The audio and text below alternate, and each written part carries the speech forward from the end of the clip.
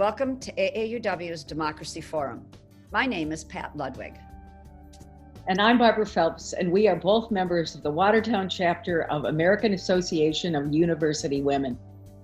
AAUW is a national organization started in 1881 and is the nation's leading voice in promoting equity and education for women and girls.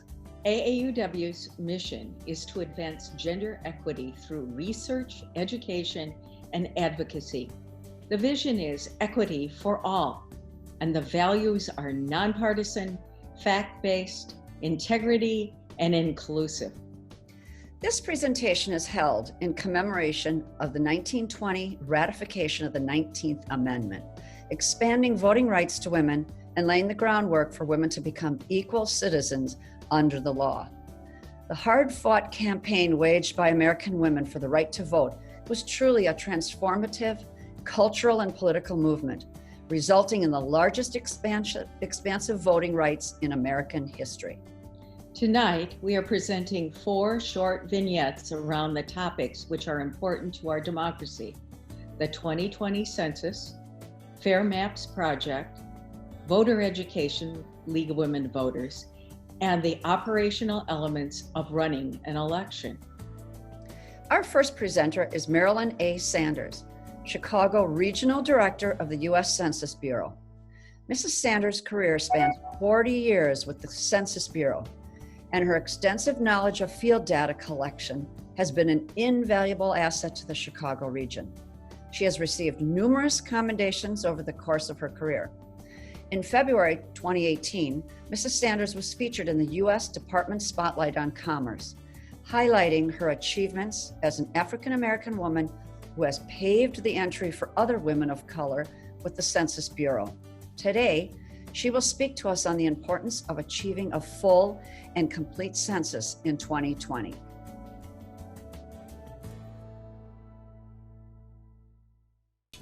As the Chicago Regional Census Director, I appreciate the opportunity to join you this evening to provide a snapshot of where we are and share what's ahead for the 2020 census.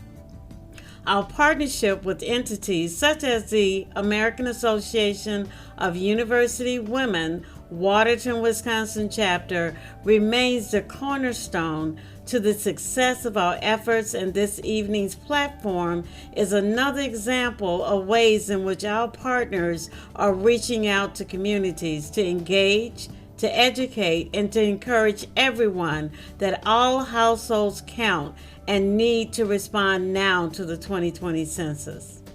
Before I begin, I would like to congratulate Watertown, Wisconsin for surpassing the 2010 response rate of 76.8%.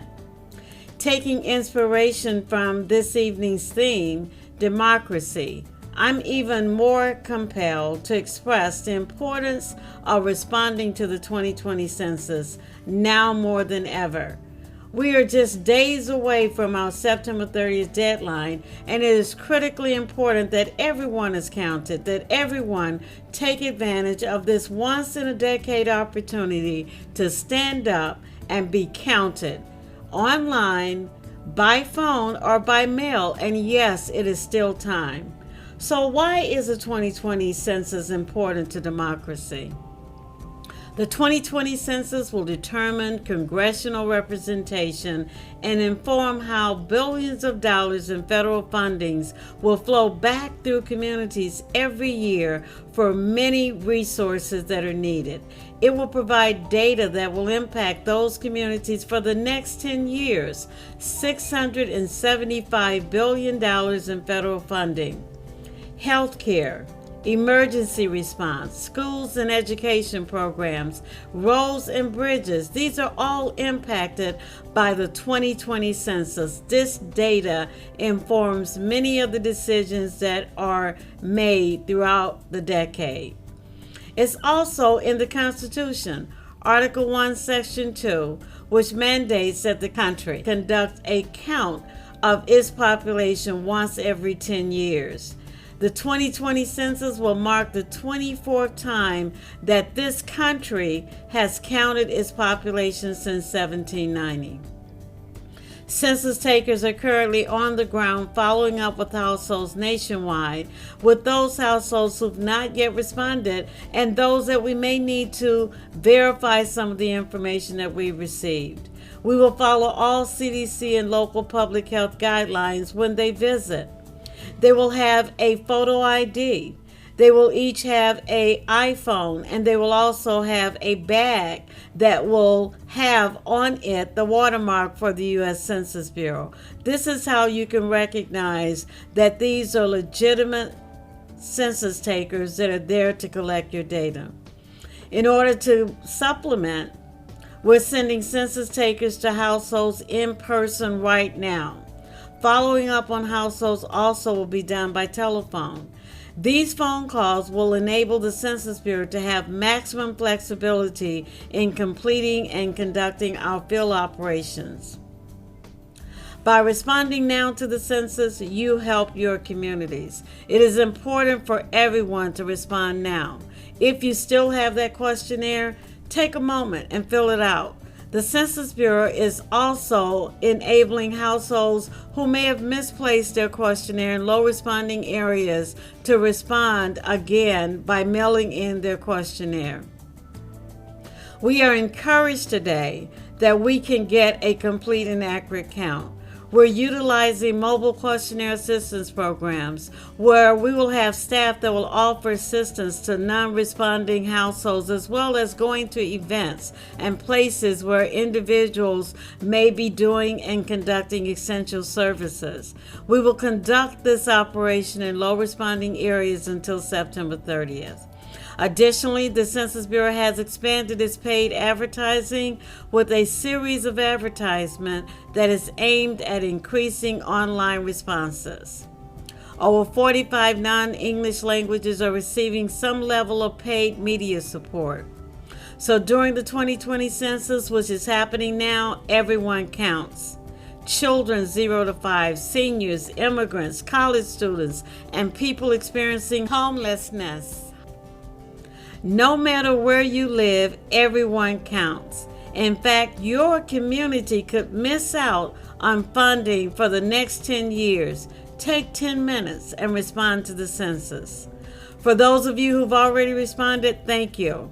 You can also help spread the word. Tell your family and your friends about the importance of the census. Remind them to be counted. Before I leave you today, I want everyone to know, if you haven't already responded to the census, now is the time. The 2020 census is easy, is safe, is critically important. Take 10 minutes to shape your future for the next 10 years. By responding today, go online at 2020census.gov or call in on the telephone at 844-330-2020. Or you can still respond by mail. Your future and the future of generations to come depend on you taking this opportunity to make your voices heard and be counted in the 2020 census.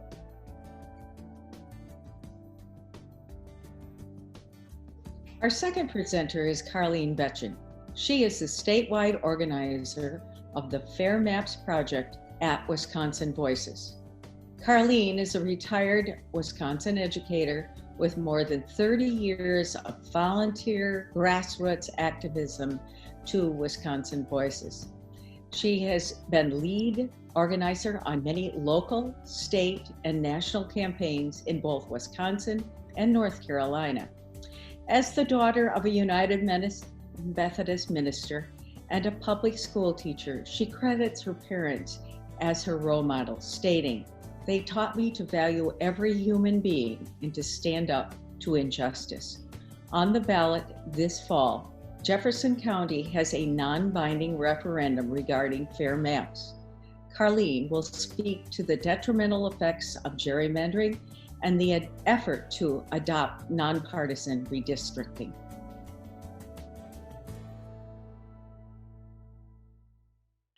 Hi everybody, my name is Carlene Bechen and I am the Fair Maps organizer with Wisconsin Voices. I'm going to share my screen with you, but first I'd like to thank the AAUW of Watertown for this opportunity, and particularly Barbara Phelps, who met with me and arranged for this. And I appreciate that in the 100th anniversary of the 19th Amendment, that the AAUW is really taking seriously our democracy and threats to our democracy.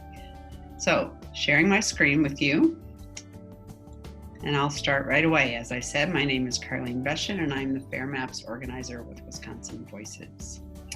I call this the Maps Mess in Wisconsin. So I want to make sure that we all understand what we're talking about when we say redistricting. So redistricting is when electoral maps are drawn for representation of voters or representation of the Wisconsinites in this case. So we're going to use this example of precincts, 50 precincts needing to be drawn into 5 districts. So you can see here that yellows are 60% of the electorate and greens are 40%. In proportional representation, the districts could be drawn in a couple of ways. These long, skinny districts give the greens 2 and the yellows 3, but these more compact, contiguous districts also give the greens 2 and the yellows 3. This is called proportional representation because the electoral maps are drawn in a way that they reflect the proportion of voters in the area. Gerrymandering is when disproportionate lines are drawn. So you can see in the map here with the rectangles, the yellows get all of the districts, highly unfair. None of the greens are represented. But in the other one, that's also unfair because the greens are overrepresented commensurate to their numbers in the population. This is called gerrymandering. And gerrymandering happens in a couple of ways. In these 3 maps, you can see the first one is competitive. They're purple, really. You don't know who's going to win. In these other 2, the voters are either packed or they're cracked. So a little explanation about that. Cracking is when the people who draw the maps draw the opposing party into one district or relatively few districts by packing them all into that district. And so that means that the other people who are red in these other districts are really kind of cracked off from that. The other thing is cracking, and that is when those who draw the districts put the people who oppose them into as many different districts as possible and dilute their impact on the election. So that's called cracking. And what happens in this case is that it really means that one person is not represented with one vote, because if you're a Democrat in a Republican gerrymandered district, your Democratic candidate's not going to win, and so your vote is relatively worthless. And the same thing goes for if you're a Republican in a Democratic gerrymandered district, your vote will be relatively worthless. So this showed up pretty clearly in the 2018 elections when in Wisconsin, all of the statewide races were won by Democrats. And some of them, in the case of the Senate and the Secretary of State, pretty handily. And votes that were cast for state assembly members were cast more by Democrats than by Republicans. 54% of the votes cast were Democrats. 46% were Republicans, yet Democrats only won 36% of the seats. And that's because the lines that have been drawn are drawn inside, and they've been packed and cracked so that Democratic votes are diluted. Now, that's not to say that it doesn't happen the other way around, but the one thing that really is disturbing about it is that it leads to hyperpartisanship. So a little bit of history about this. Back in 1967, there was a Supreme Court of the United States case of Reynolds versus Sims, when they determined that there needed to be population equality or relative population equality in legislative districts. Rural districts, some of them tended to have a few hundred people in them, and urban districts had several thousand, sometimes tens of thousands for one representative. And so that meant that urban districts were very highly underrepresented and rural districts were overrepresented. Our Wisconsin Constitution requires that districts must be approximately the same population in order to maintain, and this is from the Constitution itself, the integrity of political subdivisions, meaning municipal and county boundaries, maintaining communities of interest, and geographic compactness. And so the census becomes really important because of those population numbers. So the last time our state legislature was able to agree and cooperate on these maps was way back in 1971. So to give you some perspective, this is me in 1975. Couldn't even find a 1971 picture. I was in high school, and in 1981, 91, and 2001, partisan bickering led to the maps being drawn by federal judges. And then came the 2010 elections, and not so fast. Because in 2009, the Democrats had the trifectorate that the Republicans won in 2010. And the Democrats didn't do anything about this either. This is not a Republican or a Democratic issue. This is very much a nonpartisan issue because both Democrats and Republicans do it. The Democrats had an opportunity in 2009. As a matter of fact, Senator Jeff Smith, who was an assembly person at the time, was the head of the Elections Commission, or not commission, the Elections Committee in the state assembly, and he held hearings and he really encouraged Democrats to pass legislation. And they didn't, because based on these maps, these very blue maps from the 2008 presidential election, they thought they would win in 2010 and they would draw the maps. Clearly, they thought that they could draw maps to their advantage. But then if you take a look over here at the Senate election results, so this is when Ron Johnson was elected, you can see that things flipped pretty dramatically from 2008, and Republicans won everything. And they had the trifectorate and they drew the maps that we have now, using very sophisticated software and consultants and lawyers, and in the privacy of those lawyers' offices. As a matter of fact, they made sure that nobody knew about them, and even had their own members sign non-disclosure agreements about sharing anything about the maps in order to see their own districts. But the thing that is very telling about this is that Wisconsin is really a very purple state. So when you look at these maps of the Supreme Court is a nonpartisan race. These are county results, and they reflect conservative or liberal leaning votes, not partisanship. But you can see here that in 2007, 2008, and in 2013, the maps were very red. People voted for the conservative candidate. In 2009 and 2015, the maps are very blue, and meaning voters cast their ballots for the more liberal candidate of the two Supreme Court justices. Then in 2011, 2016, 2018, and then again this year in 2020, the maps are much more mixed. And if these colors were all put together, they would be very purple.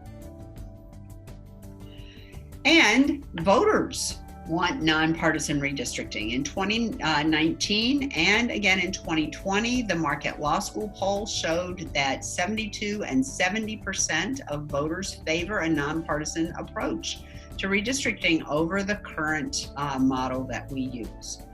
So there is a model out there. It's one that we could fashion one on here in Wisconsin. In Iowa 40 years ago, Republicans created a model using career civil servants and did not allow them to use any kind of demographic voting data to rig maps. So they use population data, they use demographic data around race and other things, but they do not use any kind of political data in order to draw these maps. In Wisconsin, there are referendum and resolutions that have been passed. Between 2014 and 2019, 8 referendums were passed in counties. And then just this last April, 9 more referendums. And coming up in November, we have 11 more on the ballot. Plus, 54 county boards have passed resolutions stating that they want the state legislature to create a nonpartisan process for creating electoral plans and maps. These are the results by county. The lowest majority was 65% in Lincoln County, a conservative county in northern Wisconsin. The highest, 82% in Dane County, a very liberal county in southern Wisconsin. All the rest are between these two numbers, usually in the low 70%. These counties, these 11 counties, Adams, Bayfield, Brown, Crawford, Dorr, Dunn, Iowa, Jefferson, Kenosha, Rusk, and Waushara, have a nonpartisan redistricting referendum on the ballot in November, and the cities of Barron and the city of Racine as well. The goal of the Fair Maps movement is to create electoral maps in 2021 through a transparent process that includes public input, consists of contiguous, compact districts, and respects communities of interest, meaning municipal boundaries, school district boundaries, communities of color. Governor Evers' People's Maps Commission is a step in the right direction. He created the People's Maps Commission by executive order back in January, and in July, applications began being collected. Now there is a 3-judge panel of retired circuit court judges who are choosing 9 commissioners. Those 9 commissioners will hold hearings in every congressional district around the state, beginning next month in September, all the way through April. And this is an opportunity for folks to testify, let them know what makes a fair map. What are the issues that affect your region? How have you been impacted by the gerrymandered maps that we have now? What would you like to see in a map? The Fair Maps Coalition and grassroots teams like the Jefferson County team will be supporting this with screenings of Slay the Dragon.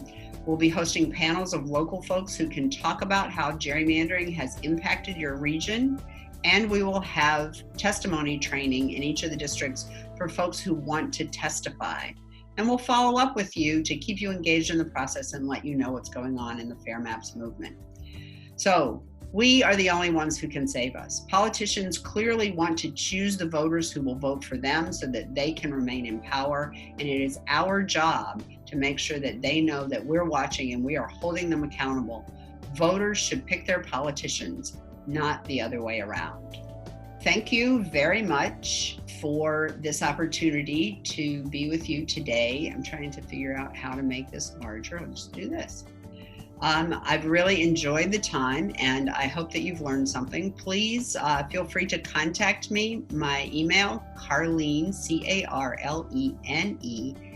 @wisconsinvoices.org. And thank you so much for inviting me. I appreciate it, and have a good day.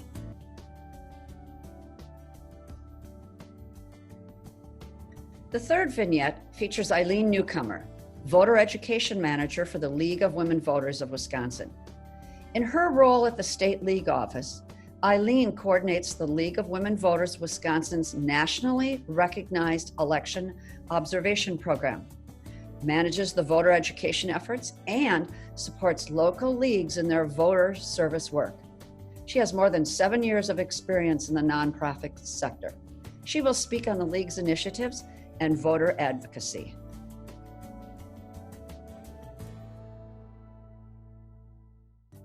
Hi everyone, thank you so much for inviting me to be part of this evening's forum. My name is Eileen Newcomer and I'm the Voter Education Manager for the League of Women Voters of Wisconsin. And I'm so pleased to be joining you to talk about the League and our work to empower voters and defend democracy. The League is a nonpartisan, nonprofit organization of women and men committed to making voting free, fair, and accessible to all. We've been around for 100 years, forming out of the women's suffrage movement, and the League was created to help newly enfranchised women exercise their rights and responsibilities as voters. For 100 years, Wisconsin League members have used the power of their vote and grassroots advocacy to fight for voters' rights by adopting steady positions and publicly advocating for them. We are political, but staunchly nonpartisan. As a grassroots organization, the League is built from the ground up and relies on the work of dedicated volunteers registering voters in schools, community events, libraries, and other places in their communities, and work on educating people about issues and local elections. Now I'm going to share my screen with you so that I can show you kind of the full scope of the league across the country. So we've been going strong over the last century and have over 400,000 members in more than 700 state and local leagues across the country. And here in Wisconsin, we have 20 local leagues across the state and more than 2,000 members. We're also part of 2 interleague organizations with representation of leagues in the Lake Michigan region and the Upper Mississippi River region. And here on the map that I'm showing you, you can see where local leagues are located across the state. And our members are working together on the same mission to empower voters and defend democracy, and have a shared vision where we envision democracy where every person has the desire, the right, and knowledge and confidence to participate. And we believe in the power of women to create this more perfect democracy. So our mission, vision, and value statements guide the league in the core mission of the work that we do, and also, why it is we do the work that we do. One of the cornerstones of our work is our voter services work, registering voters, providing unbiased candidate information, providing photo ID assistance, and more. We know democracy is better when more people are involved and when our representatives reflect and are responsive to the communities they serve. The infographic that I'm sharing with you right now gives you a quick snapshot of the impact of the League's voter services work through the 2018 election cycle. Together, League members across the country registered over 250,000 people at in-person voter registration drives, doing digital campaigns, phone banking, and a variety of other activities as well to register that many people across the country. We also educated over 10 million voters. One of the key resources that the League offers is vote411.org. It's an online information tool. It's a one-stop shop for election-related information for voters across the country.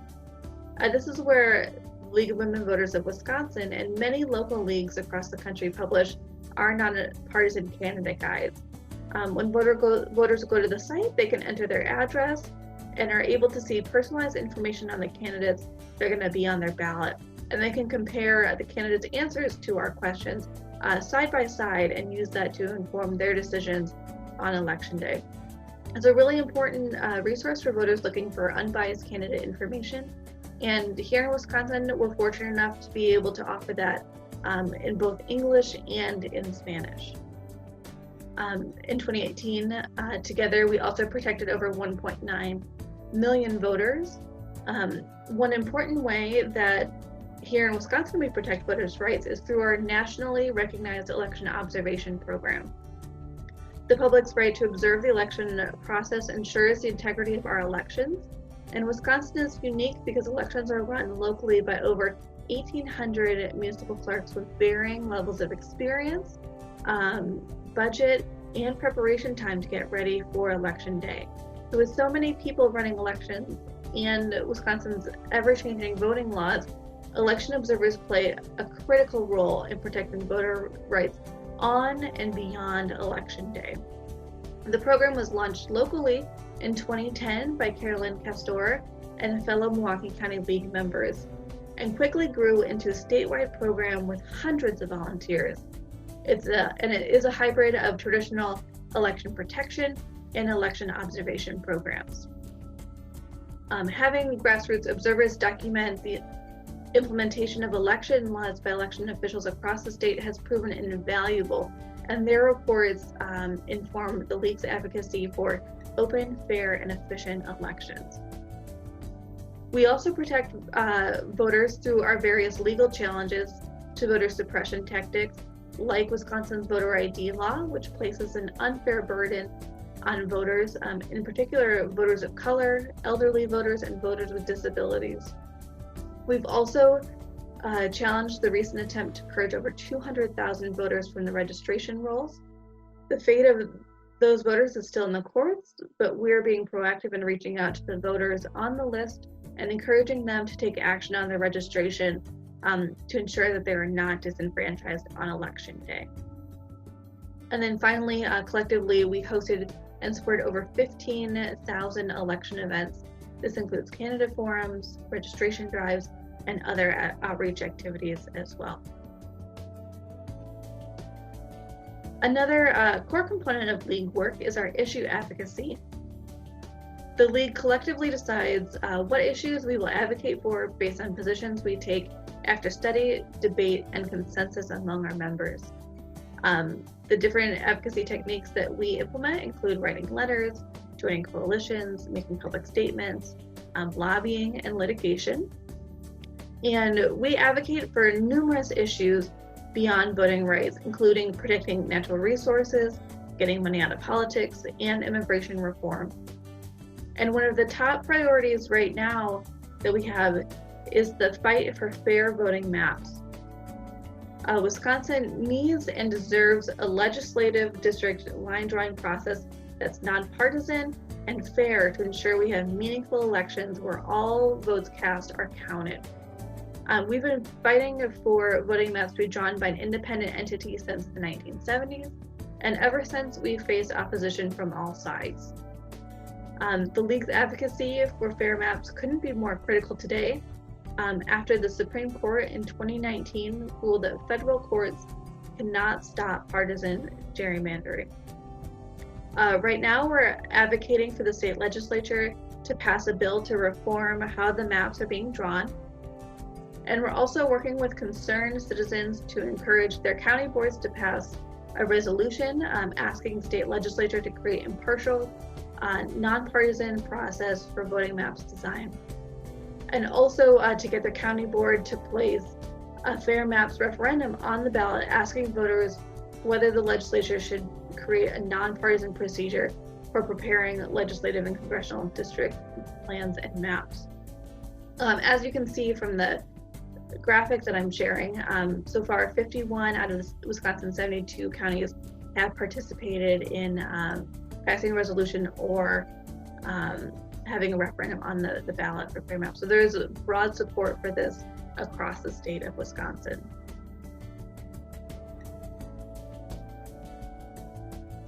So that's kind of just a quick, short overview of the League and what we're working on currently.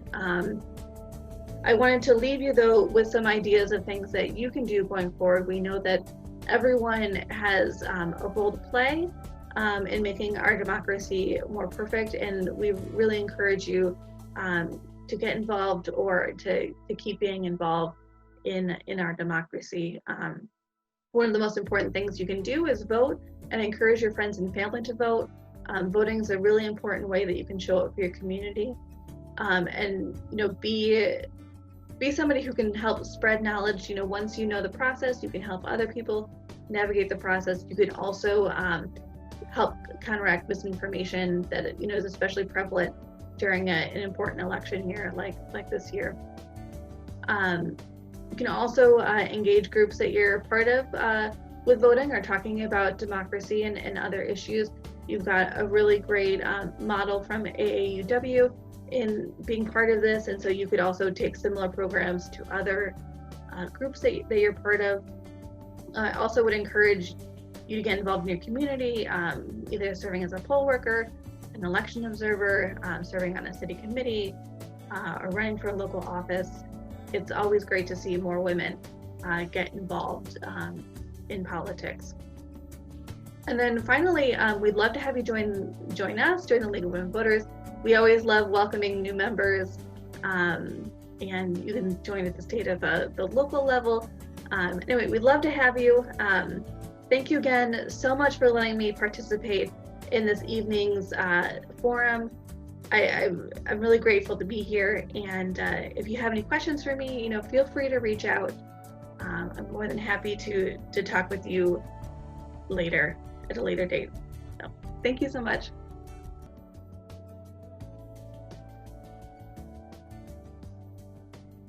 Our final presenter for the evening is our own local Watertown City Clerk and Treasurer, Elissa Friedl. Elissa has 19 years of municipal government experience and is a Wisconsin certified municipal clerk. Elissa started her career in municipal government for the village of Johnson Creek in 2011. And in 2014, she began work in Watertown as a deputy clerk treasurer and became city clerk treasurer in 2017. Tonight, she will speak on the operational elements of running an election.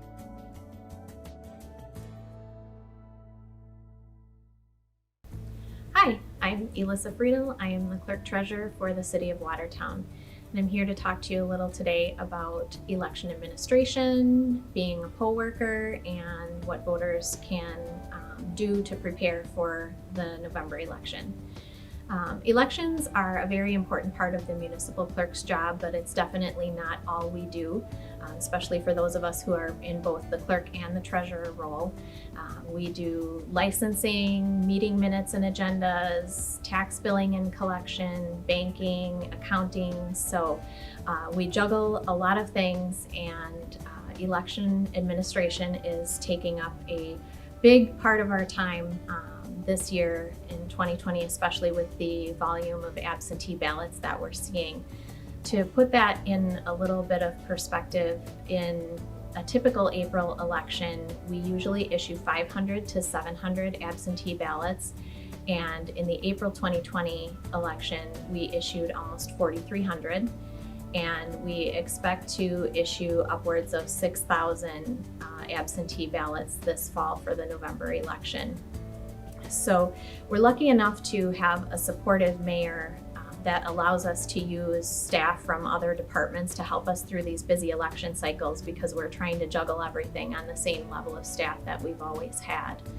And election administration begins long before an election. We're always entering voter registrations into the statewide database, issuing those absentee ballots, getting forms and supplies together for the polling places, setting up the polling places.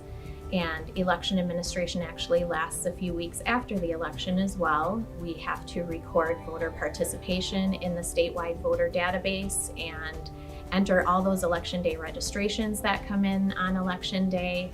So it's not something that we just set up for election day and that's it. It really lasts for months before and a couple weeks after as well.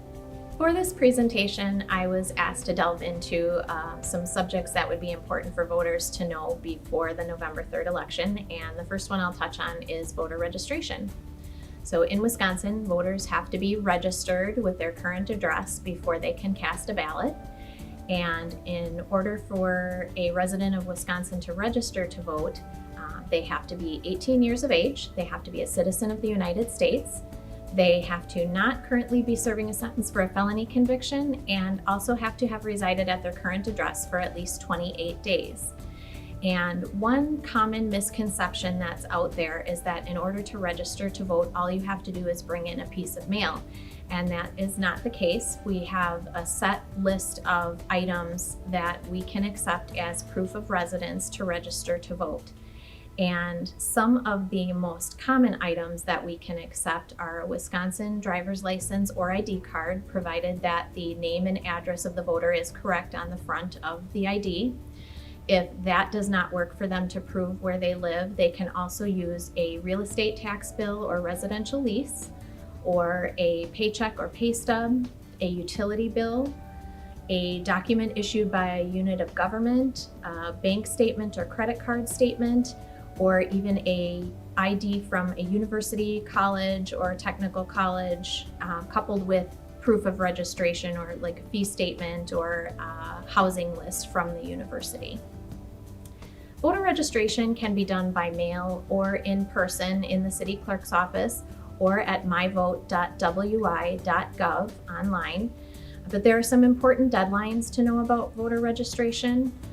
There is an open registration period that lasts until 20 days prior to an election, and so open registration ends on October 14th for the November 3rd election. And what that means is that after October 14th, we can no longer accept registrations by mail or online. After that point, voters still have an opportunity to register in the office of the city clerk, and that lasts through October 30th. And we are lucky enough in Wisconsin to also have the opportunity to register to vote at the polls on election day. That is definitely not the case in all states. So voters certainly have that option if they're getting in there right at the last minute. The next topic I'd like to talk about is photo ID. Photo ID is required to cast an absentee ballot and to vote at the polls in Wisconsin. And there are a number of types of ID that can be used. The Wisconsin driver's license or state issued ID card can be used as your photo ID at the polls, or a military or veterans affairs ID, a US passport, or a college, technical college, or university ID can be used. There are a couple other lesser used forms of photo ID that are acceptable as well. A couple little known facts about the photo ID requirement in Wisconsin is that in order to vote, not necessarily to register, but in order to vote, the ID can actually be expired as long as it expired after the last general election, which was November 6th of 2018. Another lesser known fact is that the photo ID, once you've already registered and proved your address, the photo ID does not necessarily have to have your current address on it. In fact, some of the acceptable photo IDs do not even contain an address, like a college ID or the US passport. So the poll workers are trained to really look for the voter's name. Does the voter's name on the ID match the voter's name in the poll book? And variations such as Rich and Richard and Sue and Susan are perfectly acceptable. And the poll workers are also trained to look at the photo of the person and make sure that that reasonably resembles the voter in front of them. So a hot topic for the November 3rd election is absentee voting. And although absentee voting has been a challenge this year for clerks to keep up with, we want to make sure that voters have access to all the ways that there is to vote and feel comfortable and safe and remain healthy in casting their ballots. So absentee voting is an option for any eligible voter, and there are two ways to absentee vote. One is in person and one is by mail. So I'll go into in-person absentee voting a little bit first. And a recent 7th Circuit Court of Appeals ruling upheld a law that limits in-person absentee voting to 2 weeks prior to an election. So what that means for us is in-person absentee voting in the office of the city clerk in Watertown cannot begin until October 20th. So we will be holding absentee voting in City Hall from October 20th through October 30th prior to the November 3rd election.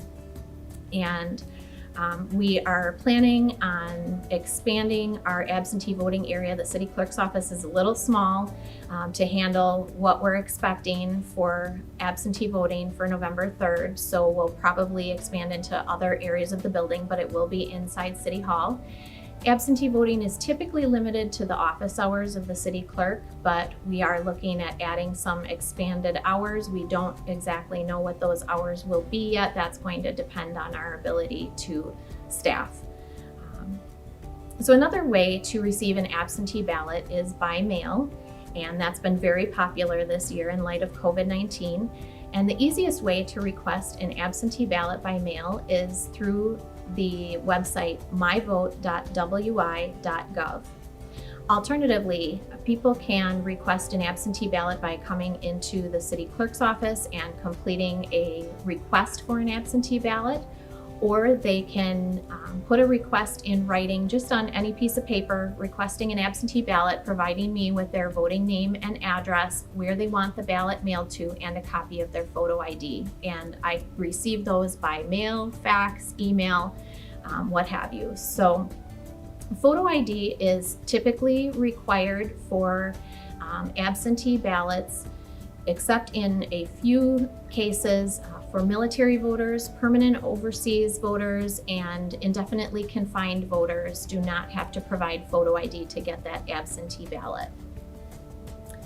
So our first round of mailing absentee ballots will happen right around September 17th, and that is by far not the last date to get an absentee ballot mailed to you, but that's just when anyone with a request on file by that time, we will mail those ballots on September 17th. And any requests received after that date are responded to within 1 business day. And the last day for the November 3rd election for you to request that a ballot be mailed to you is October 29th, but I really don't recommend waiting that long. I recommend applying early if you'd like to receive an absentee ballot by mail. And a common question right now is, do I have to mail the ballot back if I receive my ballot by mail? And the answer is no. We are required by law to provide return postage on the absentee ballots. So you can certainly drop it in the mail, but you can also bring it back into the clerk's office, or we have a drop box outside of City Hall that we accept absentee ballots in. We are getting a larger absentee ballot drop box in anticipation of the volume that we're going to have prior to the November 3rd election, but those are a hot item right now. So ours is on back order until early October, but look for that soon. In addition to the volume of absentee ballots being a challenge for us clerks this year, one other challenge that we have is when absentee ballots come back missing required information. And that can hurt the voter because missing pieces of information on the envelope that contains your absentee ballot can cause your ballot to be rejected at the polls. And so the 3 pieces of information that are very important to include on your absentee ballot when you mail it back are the voter's signature, the witness signature, and the witness address. Most municipal clerks, including myself, attempt to follow up on every absentee ballot that comes back missing that information, but that's going to become increasingly difficult to do so with the volume that we're anticipating for November. For the November election, I anticipate that we will use at least 100 poll workers and registration officials. And this has been a tough year because most of our poll workers have not been able to work due to COVID-19. We are strongly suggesting that people over age 65 or those with underlying health conditions do not work the polls because it is a very public job. You are exposed to the public. So we have been lucky enough to have community members come forward, and we were able to staff the polls at minimum levels for the August partisan primary, but we're definitely still looking for people for the November 3rd election to serve as poll workers and registration officials. So to become a poll worker, you have to be a qualified elector of the county in which the municipality is located in. So you have to be a resident of Jefferson or Dodge County in order to work the polls in Watertown. You also must be able to read and write fluently in the English language and must not be a ballot candidate on the ballots that are being used in the polling place where you will work. So you may be wondering, what do poll workers and registration officials do? We'll start with registration officials, and they register new voters or help voters update their registration who have either moved or changed their name since the last election. And registration officials assist voters with the registration form. They view the proof of residence documents I was talking about earlier, and they direct voters to their correct voting district. And poll workers check in voters by having them state their name and address out loud, view their photo ID, have them sign the poll book, assign them a voter number, give them ballots. Some of the other things that poll workers do throughout the day are processing those absentee ballots. Those have to be checked in as well, and each one assigned a voter number, and then they open the envelopes that the absentee ballots arrive in and feed those ballots through the tabulating equipment. They also provide curbside voting to voters that need that service, and there is quite a bit of paperwork that has to be done on election day, so there's a lot of signing forms and things like that on election day as well. Poll workers work pretty long hours. Our poll workers begin at 6:30 a.m. and typically the shift lasts until 9 p.m. on a normal election, but in November we expect that the poll workers will work as late as 11 p.m. or midnight. I do offer half shifts for poll workers, so that's typically 6:30 a.m. until about 2 p.m., or the second shift is 2 p.m. until all that post-election processing is done. So poll workers are trained by myself, the municipal clerk, and I used to hold in-person trainings. Due to COVID-19, I am recording trainings online for the poll workers to watch when they have time prior to the election, and we do pay $8.75 an hour for your time working as a poll worker. Training time is paid as well. And I just want to say that I'm so thankful for my faithful poll workers that worked for years and are unable to work this year, as well as the community members who have stepped forward this year to work as poll workers. It is so important for the citizens of Watertown to have access to fair and accurate elections, and I appreciate your service so much. So in closing, if you have any questions about voting in Watertown, I encourage you to stop in the city clerk's office at 106 Jones Street or give us a call at 920-262-4000. Thank you.